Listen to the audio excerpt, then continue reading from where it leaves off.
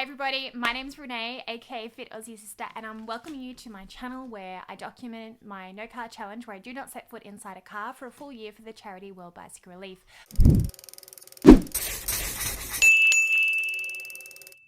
I am up to 15 weeks without setting foot inside a car on the outskirts of Brisbane in Australia. And I am so sorry if you've been following along. I didn't release a video last week, week 14, so this is week 14 and 15 of my no car challenge. And obviously it has been a crazy time. The coronavirus pandemic has hit the world and Australia has cancelled a lot of their extra activities, and we have been asked to stay socially distanced and not attend large functions. That means that obviously my fundraising fun run challenges have been postponed for now, along with many of the other runs that I was training for, like many people. So in saying all of this, because there is the potential threat of lockdown, I wanted to renew my promise to you that I will not set foot inside a car, not only for a full year, but until I have raised the $20,000. So I have no idea how long that is. I am still adamantly fundraising for World Bicycle Relief because now more than ever, the healthcare workers need access to these bikes because it's really important they reach as many patients as possible during this global pandemic, this global health crisis. Saying all of this, I have welcomed a friend who was a doctor. She donated a whole entire bike for me, which I think is fantastic considering the amount of pressure she is under at the moment at work. So thank you so much, Natasha. I have still been getting around everywhere by bike. It may not be as far given our extracurricular activities have evaporated. That 8 days ago on a Thursday afternoon, I came out from work and my electric bike won't start. The battery just won't turn on. I have two batteries with me. It wasn't a battery issue. And so I start my very long journey home, relatively hilly route with a 25 kilogram bike plus a bit of luggage and only 6 gears. By the end of it, my quads were throbbing and it took me an hour and 50 minutes to get home. It was insane. It actually did the same thing to me on Tuesday, but I managed to fix it. But this time, I don't know, it just didn't work. So my electric bike has been out of action for about 9 days. I did it. My electric bike stopped yesterday. This is week 14, I think. Super long ride home.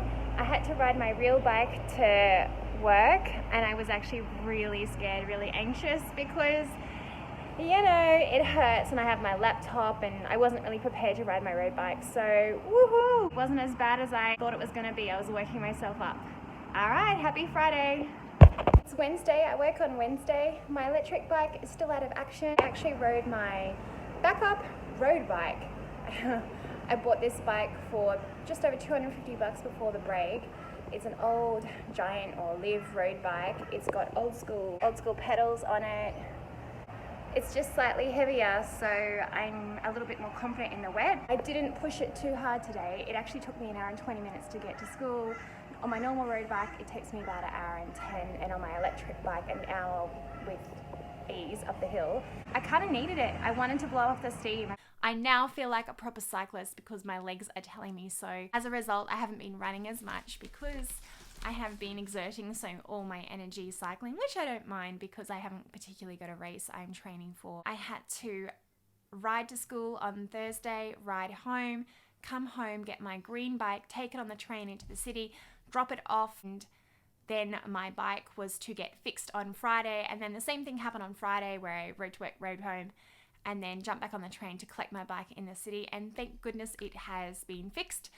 Louis from Earth Cycles has also attached my second battery that you may have heard about before. This is my bike. You can see one battery is here, but my second battery, I've actually had it fitted.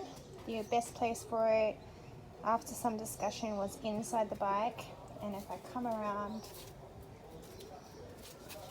we've attached the charging point here.